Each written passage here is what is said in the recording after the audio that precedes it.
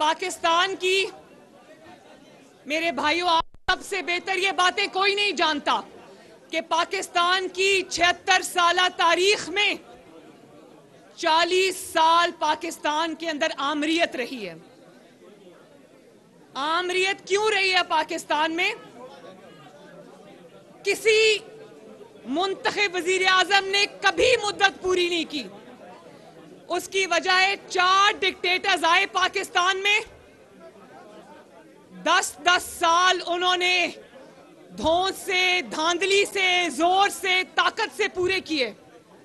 कभी किसी अदालत ने जुर्रत नहीं की कि किसी डिक्टेटर के आगे खड़ी हो।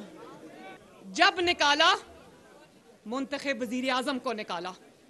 जब धमकाया, मुंतखब वजीर आजम को धमकाया।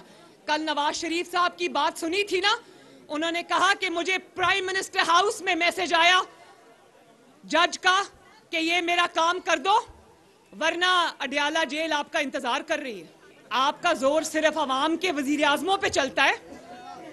कभी किसी ने देखा कि किसी डिक्टेटर को सिसिलियन माफिया का लकब मिले?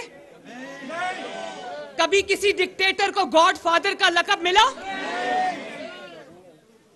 तो मैं ये पूछना चाहती हूं कि ताकत आपने दवाम दिया डिक्टेटरशिप्स को, आपने कभी हिम्मत नहीं की डिक्टेटरशिप का रास्ता रोके। जब रोका, मुंतखब वजीर आजम का रास्ता रोका, जमहूरियत का रास्ता रोका।